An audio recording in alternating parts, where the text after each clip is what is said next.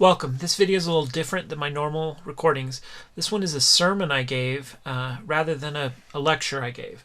And so it's got complete with, announcements and children's stories and songs and benedictions and stuff. If that's not what you're looking for, I give, you can skip this one. The next class I give Buddhism Part 3. I cover some of the same material from more of an academic perspective. This one is more of a devotional perspective. So if you'd like to watch this one, it's here for you. If you'd like to skip it and go to the next one, that makes a lot of sense. So thank you for coming.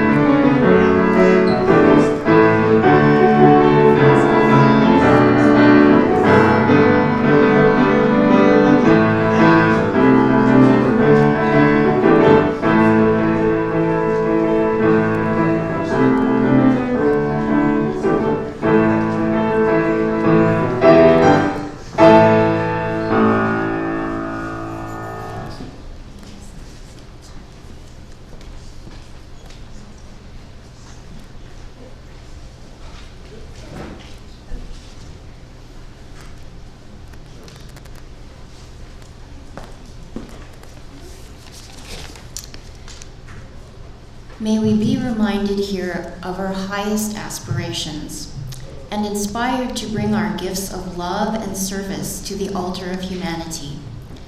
May we know once again that we are not isolated beings, but connected in mystery and miracle to the universe, to this community, and to each other.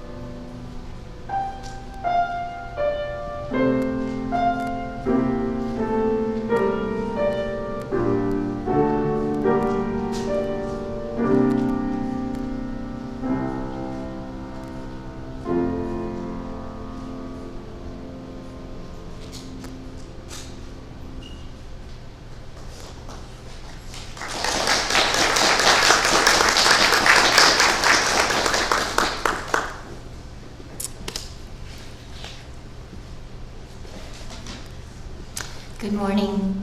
Welcome to the Unitarian Church of Los Alamos. My name is Rebecca Howard, and I am a worship associate for this congregation.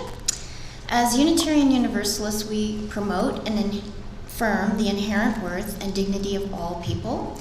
We gather together in a free and responsible search for truth and meaning. Whoever you are, whoever you love, wherever you are on your life's journey, you are welcome here. This morning, we welcome our own James Carroll, who will speak on the 3 marks of existence. And I'd like to extend a special welcome to any visitors or first-time guests we have among us this morning. I invite you to pick up a welcome packet from our greeters in the foyer if you haven't done so already. Our minister, the Reverend John Cullinan, will return next week, and he would love to meet you then. New parents are encouraged to speak with Tina Dio, our Director of Lifespan Religious Education. Oh, there she is, back in the back. There are many options for young children in worship this morning. I don't see any, but for our youngest members, there's nursery care available down the hallway just past the restrooms. Our nursery coordinator, Amanda Buckland, will be happy to check you in. Oh, there you are, sorry. But you're not that little, so. You're welcome up front here. I know you guys know this. And you can continue to sit where you are if you like. I don't know if Amanda's going to be around later. Yeah, so if you want to go outside later, find Amanda. Everyone's invited to join us after the service for coffee and conversation in the fellowship hall. And before we begin, there's not that many of us. We're trying to encourage people to sit towards the middle and leave chairs on the ends for latecomers. But you're fine, I won't make you move. At this time, I remind you to silence your cell phones and pagers, if anybody has those anymore, as we begin this morning's service. And please rise in body, voice, or spirit and join in singing our opening hymn, number 209.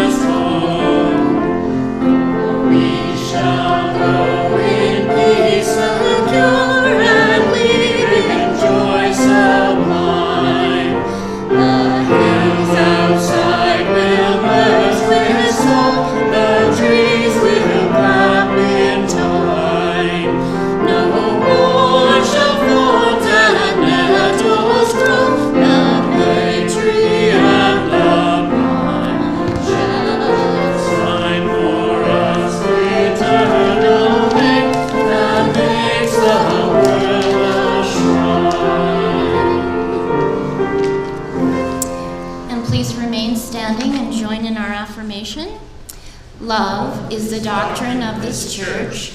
The quest for truth is its sacrament, and service is its prayer. To dwell together in peace, to seek knowledge and freedom, to serve life in fellowship, to the end that all souls shall grow in harmony. Thus do we covenant with each and with all. You may be seated.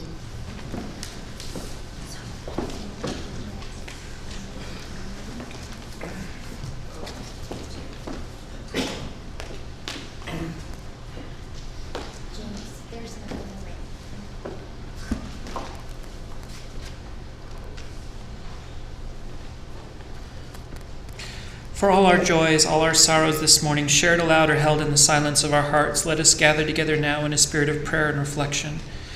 Eternal and beloved, gracious source of all life and all love, we come together this morning grateful for this time out of time, which we have set apart so that we may become more fully present to ourselves, to each other, and to that which we name as holy. May our joys be celebrated together, our wounds be healed together, and our hearts be opened together. Let the words that we speak today find a home in our hearts and find a way to open our hearts so that we may live more fully in joy, so that our suffering may be dispelled, and so that we may come more fully together as a community as a church community and as a world community in peace and harmony. All this we pray in the names of those known and unknown, present and absent, remembered and forgotten, in the names of all the helpers of mankind. Amen. Let us be together in silence.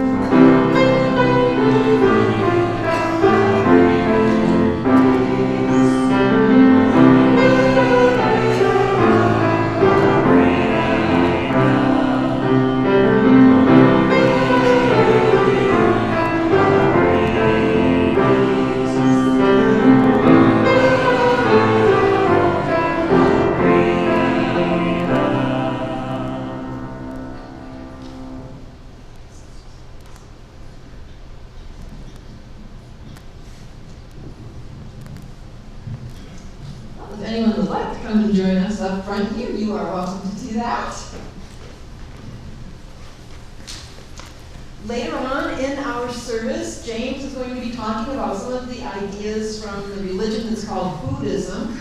Our story is not Buddhist, but it does highlight one of the most important values in Buddhism, which you will figure out by the end of the story. It also has a little audience participation, so we're going to need help from all of you. Well, once there was a teacher who wanted her students to think hard and share their answers with one another. So she asked them this question, which is for all of us. What is the most useful and important part of the human body, and why do you say so?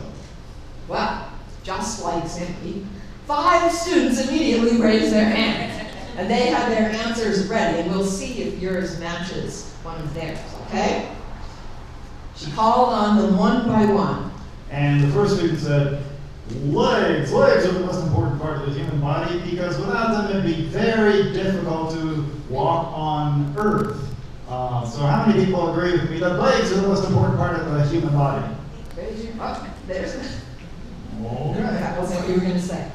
So if you don't agree with me, I challenge you, not right this second, but anyway, to try to get up, walk around, or move about without using your legs. Yeah. Okay. All right. Well, the second student said, legs are important, but people can get around, like in a wheelchair, pretty well, for example. So I think the most important body part is our eyes. How many agree with me? Because if we don't have our eyes, we can't see our world. So how many people think that's the most important part? A couple of people thought that. You can or you will before the Okay, well, everybody who did not raise their hand, close your eyes and no peeking and tell me, how many fingers am I holding up? 0, 4, 3, 2, 1, It's 5, 10. tough without eyes. Okay, you can open your eyes. Okay. And then, what do we have? Oh, a third student said the most important part of the body is the mouth, obviously, because without the mouth, you could not eat. So, how many agree that the mouth is the most important part? Okay, well, now the challenge is at lunchtime, try to eat your lunch while your mouth is closed. The fourth student chimed in and said, well, I have no complaints about somebody picking legs or mouth or eyes, but I think the most important body part is our shoulders. How many agree with me? Well, the teacher interrupted at this point. You've been expecting the first three answers, but this was a total surprise. Shoulders, huh? And she interrupts the student and says, that's very creative, very unusual, but I think you've gone a little too far outside the box in your answer. Let's move on to the next. So the fifth student said, shoulders. Obviously, the most important part of the body is our heart. From our hearts, we love, and love gives our lives meaning. How many people agree with me that the heart is the most important part? Well, the teacher almost put up his hand for this because this is what he'd been thinking he would choose. But then, yes, she says, indeed, it's important to love one another. But it wasn't very loving of me, as I think back, not to let student number 4, who said shoulders, give reasons why I picked shoulders. So would you do that now, please? Sure, said student number 4. All the other body parts that people mentioned are great, but they are mostly things we use when we want to do something for ourselves. Shoulders are different. We need another person's shoulder to lean on or cry on if we feel sad or lonely or afraid. And we offer our shoulders to other people who need comfort and support. So shoulders are very important because they help us be there for each other. And that's what compassion is all about. Sharing shoulders. Sharing our warmth and tenderness with each other. Oh, when the student finished saying that, all of her classmates applauded for they understood. Making the teacher's eyes roll over it. They understood that we need each other's shoulders, and that's something. Oh, and the compassion and loving kindness that the student mentioned, talking about shoulders, is a very important part of Buddhism as well. So that's something to think about as we move on in our service, and you all can either, well, most of you will stay here, but there's an option of going out to the playground and following Amanda. Did you want to quickly tell us what you thought the most important part was? The brain. You were going to say the brain too? The mouth. All right, 2 brains and a mouth. Thank you guys very much.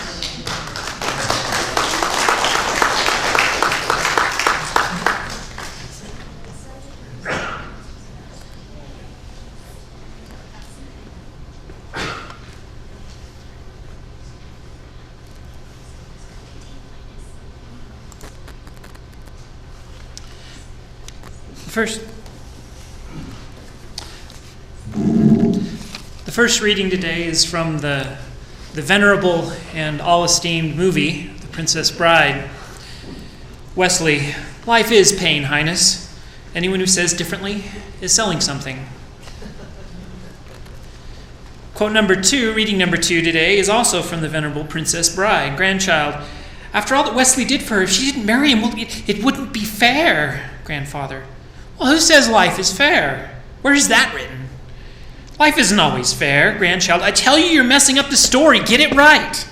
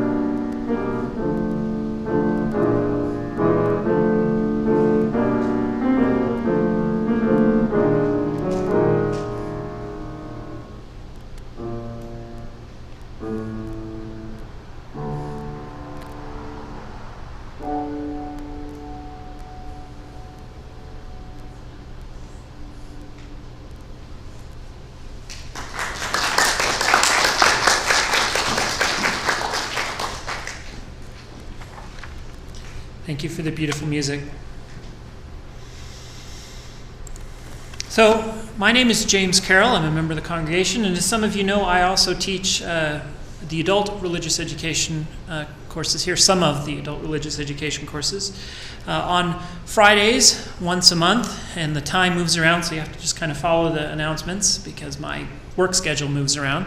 But once a month on a Friday, we have a comparative religion course, and then on Sundays, once a month, again, that time moves around, we have a adult RE study of the Bible. We're doing biblical scholarship and literacy.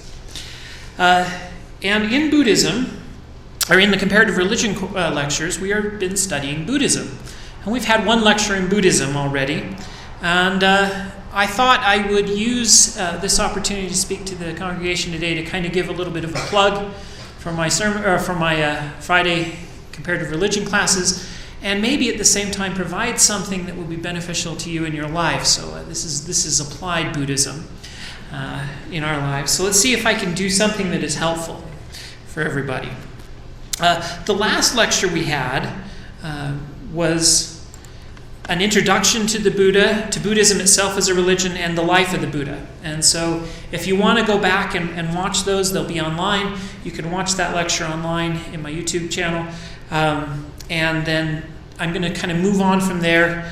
And today we're going to talk about the 3 marks of existence, which is one of the many teachings of Buddhism. Now, Buddhism is the 4th largest religion in the world. At one time, it may have even been so large as to encompass about 1/3 of the world's population. It is not nearly so large today, but it has majorities in Cambodia, Thailand, Burma, and many other places, mostly in the Southeast Asia. And when I talk about religions, just to kind of set the stage, every religion in the world starts with the idea that there is something wrong with the world. We don't know what it is, but something feels wrong, and you can all feel it. Something is not quite right. And we start with that realization, but where we go from there is wildly different. That's about the only thing I can think of that all the world's religions have in common. But from that moment on, they kind of diverge. For example, what is wrong with the world? Well, if you're a Christian, what's wrong is sin, and the solution is salvation through the death of Christ, achieved by faith and works, or some combination of faith and works depending on the Christian denomination. And you have an exemplar, Christ, the saints, etc., who show you the way to do that. If you're a Hindu, the problem is the eternal birth and rebirth of samsara. The solution is moksha, and there are at least 3 or 4, maybe more paths to moksha that you can follow. And there are exemplars, the avatars, the gurus, etc. But in Buddhism, and this is what sets Buddhism apart and makes Buddhism the core, this is the core of the Buddhist teaching, and that is that the problem is suffering. See, the problem isn't rebirth anymore necessarily, although Buddhism believes in rebirth and ending rebirth and all that. But the problem is suffering. You see, rebirth wouldn't be a problem if we didn't suffer. So the core problem shifts to suffering itself, to what is wrong, and in that sense it moves to the core of what's wrong with the world itself, because we all feel something's wrong, and Buddhism identifies that feeling itself as the core problem. Now this is an interesting twist because it's true. In an objective, scientific sense, we all suffer, and we all wish we didn't suffer. In fact, some of us suffer so much we take our own lives rather than continue to suffer. It becomes that bad for some of us. So what can we do as individuals, as a community, to end suffering, to bring social justice to the world, to bring peace? What can we do to fix the problem? Well, Buddhism proposes a solution, namely enlightenment, and a way to reach it. It's the so-called Eightfold Path. And it has exemplars, the Buddha and the Bodhisattvas, etc. Now, this sort of way of looking at each of the world's religions can be done for all of the world's religions, including even the new atheists, where the problem is religion itself. But you can do the same sort of thing. What is this problem? What is the solution? And what is the exemplars and the templates? If we move into Buddhism more deeply, so that's the problem. We have the Noble Eightfold Path as the solution. Well, what else does Buddhism teach, and how does it break out the Eightfold Path into something we can actually do? Well, Buddhism is the religion of the numbered lists. Right? You have the 4 noble truths, the noble eightfold paths, the true truths, the 5 mindfulness trainings, the 3 Dharma Seals, the 3 marks of existence, the 3 doors of liberation, the 3 bodies of the Buddha, the 3 jewels, the 4 measurable minds, the 5 aggregates, the 5 powers, the 6 paramitas or perfections, the 7 factors of awakening, the 12 links of co-independent co-arising, and it actually keeps going and going and going. I could make a lot more. Now, the reason they did this is because they thought it was easier to memorize and thus apply the teachings if they turned every teaching they wanted to give into a numbered list. It would be as if Jesus had numbered the Beatitudes. And so this can be a soup in which we can become lost. So again, because this is a sermon, not a comparative religion lecture itself, I want to give some sort of a so what? What can we do? How can we defeat our own suffering? How can you leave this room feeling better than you walked into it? And take that with you in your life. Well, I could start listing what all these lists are. I could go through them one at a time, but I don't think that would be terribly helpful. There are 1 or 2 elements of these lists, though, that I thought maybe we could talk about in some depth, in a way that might actually help you leave this room happier. Because that's my goal. Help you be happy. Very Buddhist of me. So, that is the 3 Dharma seals and the 3 marks of existence. Now, what do we mean by a seal? What is the Dharma? What is a mark? Well, let's see. A mark and a seal. Marks are things we leave behind that show what things are. You know, a mark of a bird, a mark of a... and a seal is some sort of an impression you leave in either wax or clay or ink that authenticates something. So when we talk about the 3 Dharma seals, what we mean are the 3 teachings that all authentic Buddhist teachings will have in them. If they don't have this, it's not an authentic Buddhist teaching. So the 3 seals are just a list of things that help you know if something's an authentic Buddhist teaching. The marks of existence, however, are a little different. When we talk about the marks of existence, what we mean is something that all things in existence share. There are concepts or elements that whenever you look at some element of reality, you will find this in it. Now, it just so happens that the marks of existence and the seals are related. Here are the 3, or sometimes 4, depending on which type of Buddhist. This gets even more complicated because the lists don't even have the same number in them, depending on which Buddhist tradition you're in. But these are the Dharma seals. Everything conditioned is impermanent. Everything influenced by delusion and impermanence and conditioning is unsatisfactory or is suffering, dukkha. All things are empty and selfless, and nirvana is peace.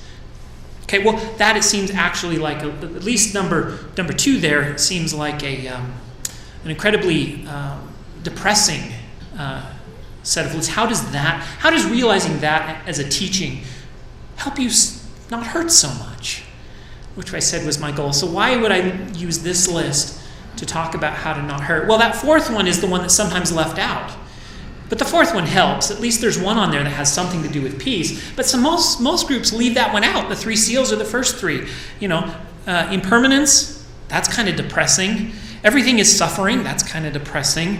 And all things are empty and selfless. You don't even have it. That's kind of, what in the world does that even mean? And that's kind of depressing too. But then you get this last one. Nirvana is peace. Okay, well, that's nice. But how do I get nirvana? And why am I giving you this list? I'm asking that a lot, aren't I? Here are the 3 marks of existence: impermanent suffering or unsatisfactoriness, and selflessness.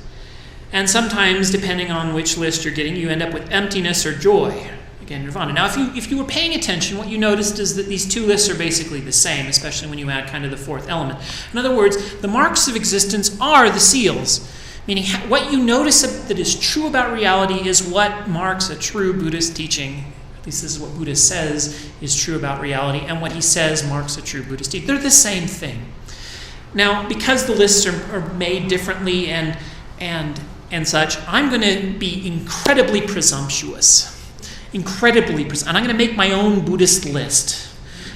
The 4 marks of existence according to James. And they look like this: impermanence, unsatisfactoriness, interdependence, and selflessness, followed possibly by joy. Now, how does that help you? Well, let's go through each one and talk about why it's true and how it helps. And what I mean by these marks is these are the things, Buddhists are known for meditating. That's one of the things they do. They sit around and they meditate a lot, right? Well, you don't have to meditate, but if you do, and even if you don't, these are things you can notice about your life right now. You don't have to do a formal meditation, but for a second, sit in your chair and feel it. There is a weight pressed against your backside, and your lower back and your rear end and your legs that all touch the chair. Can you feel the pressure? That pressure is impermanent. It is unsatisfactory, although it might be pleasant. And I'll show you what I mean by that is your brain still wants more. It doesn't want to just sit here. It wants more. It's not content sitting here for the rest of your life. It's unsatisfactory. It's dependent on lots of things. If there wasn't wood to make the chair wouldn't be there. The pressure wouldn't be there without gravity. The pressure wouldn't be there without the nerves in your backside to feel it. And without the atoms of the chair itself to hold you up. It's dependent on many things that all come together to create that miracle of a feeling of the chair that you're touching right now. It is also selfless, because in that conscious experience of the chair, there is no you. There is no chair. They're just as a sensation. The idea of me that is sitting in the chair is an idea. But within that sensation, there is no you, there is no chair, there is just pressure. So in everything you experience, you can notice these four things. And the argument is, noticing those four things will bring you joy and end your suffering. Now that seems like a funny formula. Why would noticing those four things end your joy, or end your suffering, and create joy? Hopefully it doesn't end your joy. Well, let's talk about them in a little more detail and how they create happiness, according to Buddhist teachings. This is Thich Nhat Hanh. He says, "It is not impermanence that makes us suffer. What makes us suffer is wanting things to be permanent when they are not." Let me give you an example. We took my son to Disneyland. He had a blast, and he enjoyed himself. Disneyland was a pleasurable experience. But even the pleasurable experience brought a great degree of suffering, because when it was over, he wept, and he sobbed, and he held on to us and said, "I don't want to go."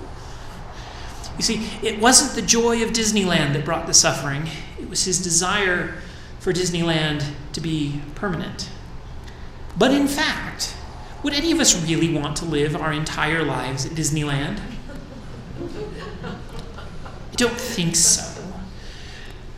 Worse, if you actually think about impermanence for a minute, would you really want to be on just one ride at Disneyland forever? Or would you want to move from ride to ride? Now, let's chop it up even further. Would you really like to be at the very upside down top of the roller coaster forever? No, you'd like to loop around and come down. Every moment of Disneyland changes. It moves. None of those moments are permanent, and if they were, your consciousness would cease because you would stop moving. And it's the movement of the atoms in your brain that creates your conscious experience of Disneyland. Without movement, there is no life. Without movement, there is no consciousness. Without change, there is no consciousness. And when we look at our own consciousness, either in meditation or just as we go through our day, you'll notice that your conscious experience is never the same. In fact, the very act of noticing what your conscious experience is changes your conscious experience. It is never the same from one moment to the next. It can't be, or it would stop being conscious. Consciousness changes, it flows. Everything is impermanent. That's just a truth. Your best friend will die. You will die. The flowers you cut will wilt, and they'll be turned into compost from which you can grow new flowers. But nothing is permanent, and that is simply true. And if we accept that, it can either depress us, or we can accept it as reality, and we can take our loved one who is there with us right now and realize that this moment, however finely you chop that moment, will never come again. Ever. You'll never have it back. Each moment is unique, each moment is special, and no two moments are the same, and you will never get those moments back. So while you're at Disneyland, enjoy Disneyland. When it's time to go home to the hotel, you can sleep and rest in peace, thinking this moment of sleep in this wonderful warm bed will never come again. And each moment gets lived to the fullest because you recognize that they are all impermanent and that none of them will repeat. So this recognition of impermanence can make you happy. And what Buddhism teaches, though, is if I just tell you that and you go out thinking, yeah, that's probably true, and you go out thinking, I'm going to love my neighbor or my wife and my spouse, my husband, more than ever because I know I'm never going to get them again. If you think that and you go out of this room thinking that, you probably won't be any happier. Why not? Because 2 minutes from now you will forget it because you'll be busy doing something else. That moment itself will be impermanent. That conviction that you're going to live differently, that may have been created by this momentary realization of impermanence, will be itself impermanent, and you will forget. So what Buddhism says is we should meditate. And what they mean by that is practice. We practice noticing the impermanence of every moment until it becomes a habit. And then when you see your spouse and they smile at you and you say, that is impermanent and it is beautiful, and you live it to the moment, and you recognize it because you're used to recognizing it, because you spent time during your day practicing recognizing that every moment. So then when your child yells at you and you're tempted to yell back, You think, this is an impermanent moment. And it won't come again. And you find that you'll react better. You'll be less likely to yell at your son. Your son will be less likely to yell at you. You'll get along better, and you'll be happier. And if you stub your toe and it hurts, you will also realize this too shall be impermanent, and eventually things change. So impermanence can bring us joy, but only if it becomes habit. Unsatisfactoriness. This one is the most depressing because it sounds like it will not bring us joy no matter what we do. What do we mean by suffering and unsatisfactoriness? Do we mean everything is just horrible? If so, why live? Well, the recognition that everything is unsatisfactory is something that can help us not be attached to things. My beautiful car. And I say you just bought a beautiful muscle car, and you just really love this muscle, and it's great. I remember one day I got outside, I was sitting in my house, and I heard a smash right in front of my house, and I ran outside because I'd see what had happened, and there was a beautiful black convertible Ford Mustang car, and it had a big, huge, the front end was completely smashed in, much like this car in this picture, and the kid was there kneeling on the side of the road sobbing. And he couldn't have been more than 16 years old. And I came and asked him what was wrong, and he said, "This is my new car." I said, "Are you okay? Are you hurt?" "No, but my new car, my car." I said, "What's wrong?" And he said, "I was driving this car home from the dealership." You see, if we think the car will make us happy, we find that it won't, in part because it's impermanent, but also in part because things like that don't make us happy. You see, we always think, I'll be happy when. I'll be happy when I buy this new car. I'll be happy when I get that promotion at work. I'll be happy when my wife gets home from a meeting where she's gone and I'm alone. Or I'll be happy when I meet somebody and finally get married. Or I'll be happy when. Well, the problem with all that is when never comes. And there's a neurological reason for that. You see, our brains weren't created by evolution to make us happy. Our brains were created to get us to do things. And so when things happen to us that we want, we're happy for a minute, and then our brain says, now what do I want? And you will never be content with any of the things you think will make you content until you start being content now. In this moment, in this situation. So just like impermanence, this realization will make you live in the moment. Because you'll no longer think, I will be happy when, because that is unsatisfactory, whatever when is. I must be happy now, in this moment, and only letting go of my desire for things to be different other than they are, or to achieve that car or that fame or that fortune will make us happy when we stop being attached to those things. So recognizing that the things we want are unsatisfactory helps us to find contentment and peace. Another study showed it tracked the happiness of individuals both before and after important events in their life that we think will make us happy. Things like winning the lottery or becoming paralyzed. On the bottom, this is a picture of an accident that left Olympic sports cyclist champion Christina Vogel paralyzed. People, before they're paralyzed, list a certain level of happiness when you ask them how happy they are. And afterwards, they're less happy because they've been paralyzed. And that dip in happiness lasts for a few months. And then their happiness level kind of goes back to where they were. It turns out that humans' happiness is based on deviations from expectations or means, not our absolute level of what's happening to us. In other words, if you were paralyzed from the waist down tomorrow, you would probably just be just as happy as you are today after a few months of adjustment. If you won the lottery, you will probably be just as happy as you are today after a few months of wow moments. So your happiness is not actually a function of what we think it is. We think it's a function of what's happening to us. But it has very little to do with what happens to us. Even the very best and worst things we can imagine have very little to do with how happy we are. Our happiness actually depends on how we react to those things and how they deviate from our expectations, which is why realizing the unsatisfactoriness and the impermanence of life changes us in a way that allows us to be grateful and happy for each thing we have. You see, if you're sick, you feel horrible. And when you're healthy, for a brief moment you think, oh, I feel so much better, isn't it nice? And then you stop being grateful for the moment of health. But if we realize that we feel so much better than we do when we're sick right now, we might be more happy right now. Again, this is what the recognition of unsatisfactoriness and suffering can do. The next realization and mark of existence is interdependence. Nothing is independent of anything else. All things are connected. All things are merged together in a way that requires this is because that is a famous Buddhist way of saying this. But let me show you what I mean. Outside this window we have some beautiful pine trees. But those pine trees are not independent of the sun and the rain. Without the sun and the rain, they would not be there.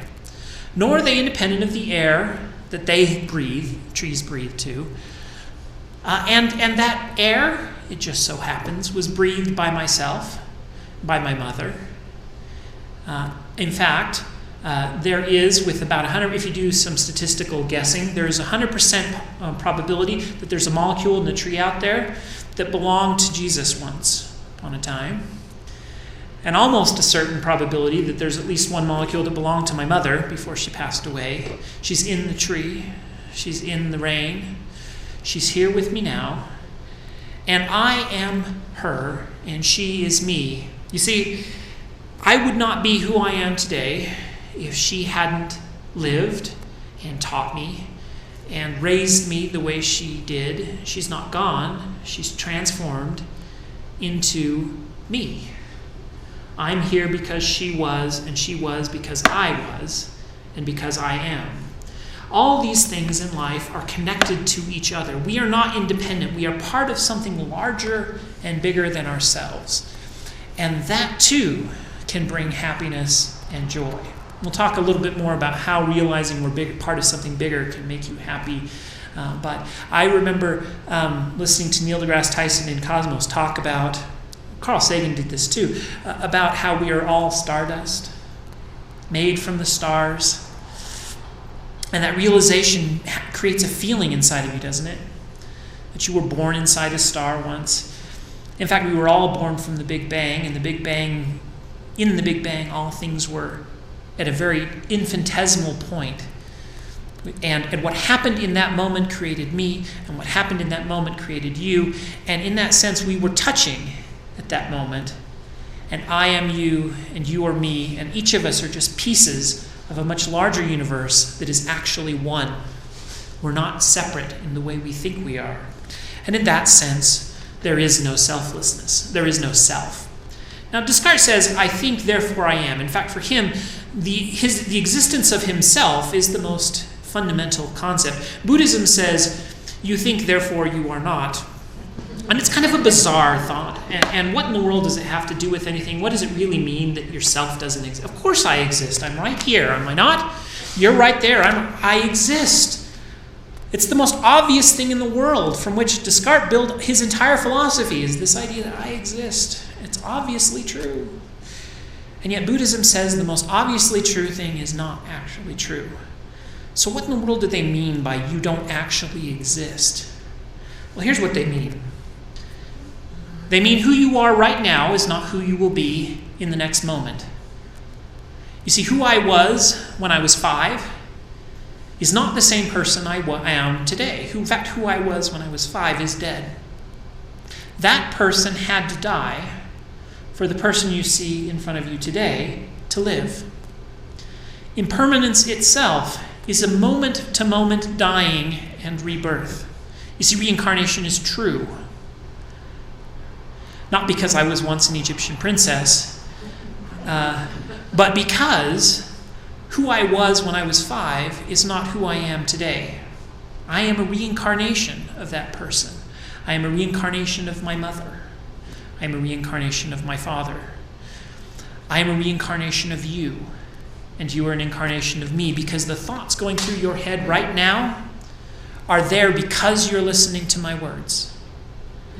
And my words are here right now because I was asked to speak to you. And because I've talked to you before and I've listened to you and you've become my friends. And so I know to some extent maybe what I should say. My words depend on you and your thoughts depend on my words. In that sense, the things we have also do not define us. I am not a function of the things I've hoarded in my house, my bike, my car. What creates me isn't my permanence. What creates me isn't my stuff. And what creates me is dependent on all of you and you on me and on everything else. So let's look at a chariot. Is a chariot the wheel? No. Is a chariot the axle? No. Is it the harness? No. Is it the tree that was cut down to make the wheel? No. Is it the conglomeration of all those pieces? Maybe. But are all those pieces really one? So, am I my finger? No. Am I my mouth? No. Am I my legs? No. Am I even my heart or shoulders? No. I am a bunch of pieces brought together. And you know what? Those pieces will not be the same tomorrow. Because every time I breathe in, new molecules come in and are turned into pieces of me. And every time I breathe out, new molecules go out and turn into pieces of you. Because whether you like it or not, you're breathing the air I'm breathing out. And my mother is here. And Jesus of Nazareth, if he lived, is here in every molecule we breathe. You see, we are a conglomeration of pieces that came together for a moment and then will come apart again in the next moment. And when you think of this, you realize there is no birth, there is no death, there is only change. We are like the waves of the sea. Each wave thinks it's apart from the sea, but each wave is just a piece of the sea. A wave is a permutation of the sea that arises and then falls back into the sea, neither dying, it's neither born nor dies. It just arises and then goes back into the pieces that it came from. We are a conglomeration of conditions that come together at a brief moment to make a wave and that fall then back into the sea. The waves never die and they're never born and they always continue. In the same way, my mother never died, was never born. She simply was a set of conditions that came together to create a woman who taught me most of what I know in this life, who sat up late to teach me mathematics and to grill me on my spelling words for all hours of the day because I was horrible at it. And now she's still here every time I try to spell something and remember how. And it's because she did that and she is still here. Her wave is still there in the ripples it creates in my life and yours. And when I die, as we say, I won't actually be dead because the words I spoke influenced your minds, just as your minds influenced mine. And the molecules that made up my body that came from a star one day will someday go back into another world, another plane, another star, or another person, and will continue. We are the coming together of causes that then break apart and continue forever. And when we realize this, some of our fear of death, some of our loss at the loss of our loved ones disappears. And again, we find joy. I remember when I was a Mormon, before I became a Buddhist, Unitarian, Universalist, whatever the heck I am, I was a missionary for my church, and they sent me to a place called the Missionary Training Center, and there were thousands of other missionaries, all with their little name tags, suits, and ties. And we went into a room and we sang. We sang a song all together because I was part of the choir, and I liked singing in the choir. And we sang, "Called to Serve Him." All together. This is, if you've never heard this song, I won't sing it for you because I don't want to hurt your ears. It's not nearly as much fun when I sing it alone as when I sing it with a group. But therein lies something, doesn't it? You see, there is a human experience that comes when we are connected to other people. When we feel like we're bigger than ourselves, we're connected to something greater. This is the same experience we have when we listen to Carl Sagan talk about how we are stardust.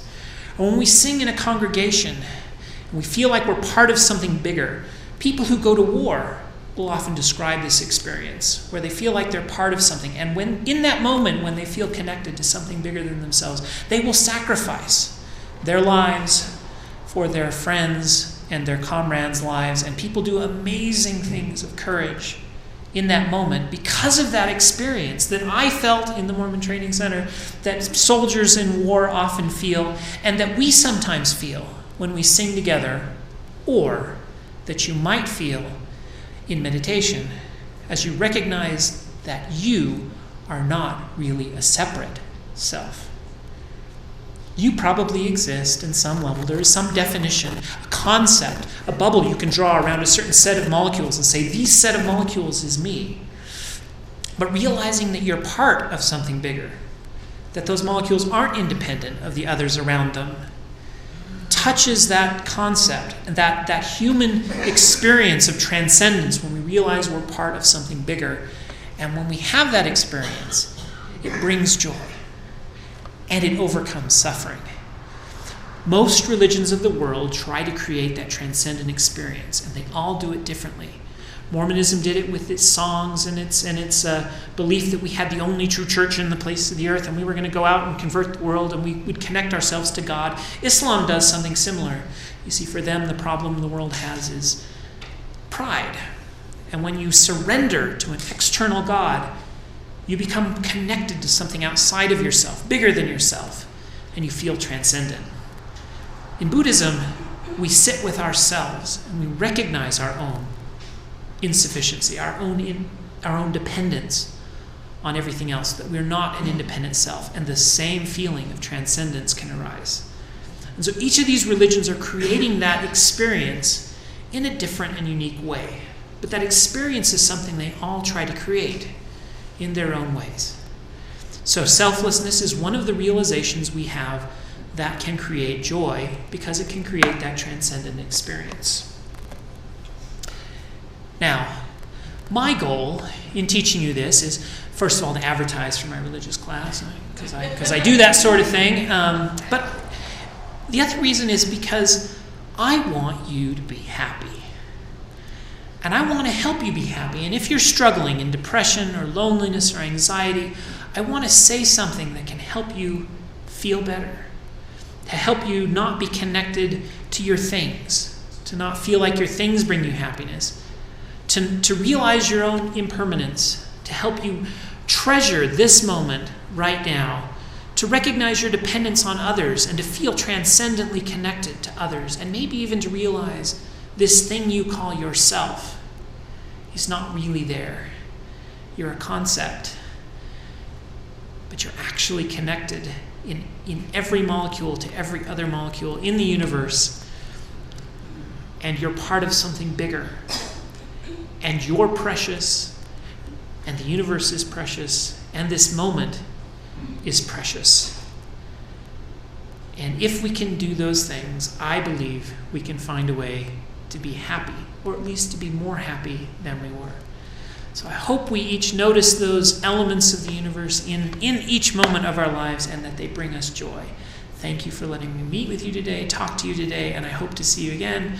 And I hope to see you at our next Friday class next month, where we are going to, if you'd like to learn more, you can do that. First class will be online. You can listen to the Introduction to Buddhism and the Life of the Buddha, which is what we did in the first lecture. And if you come to the next lecture, we're going to cover the teachings of the Buddha in greater depth. Specifically, we're going to go through these lists, like we did today with the marks of existence. We'll do that with some of the others, like the Noble Eightfold Path and the Four Noble Truths. And I hope that it would be informative if you come and you can learn. Another book I recommend is The Happiness Hypothesis by Jonathan Haidt. These are the texts that I drew from in my sermon. I used the happiness hypothesis for those studies that I talked about, and I used the Heart of the Buddha's teachings for the information on the marks of existence and the Dharma Seals. So thank you for letting me come speak to you. I hope you find peace.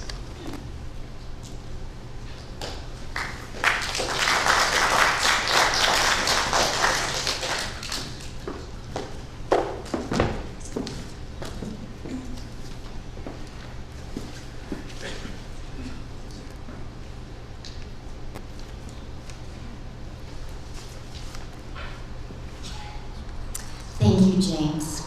It's always fascinating.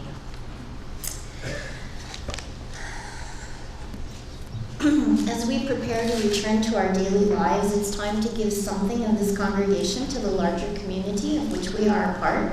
It's time for our offering. If this is your first time here with us or you are visiting, we invite you to let the baskets pass you by. You're our guest here, and we're glad you were with us. This month, the offering is given to Friends of Los Alamos Pride to help with expenses for Pride Week events, which is this coming next week. And the offering will now be accepted. May what you give bring you joy.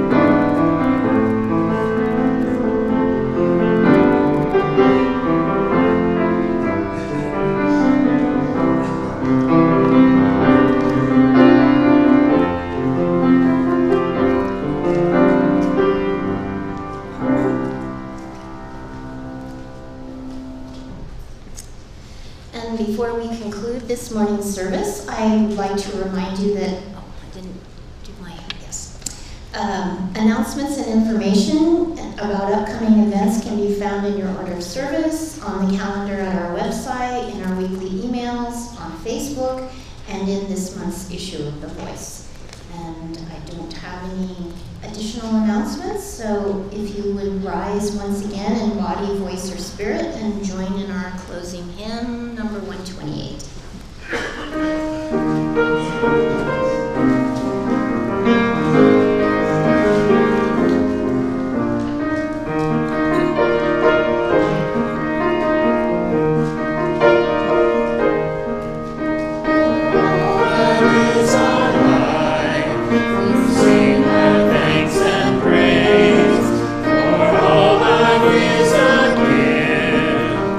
We are called to use to build a common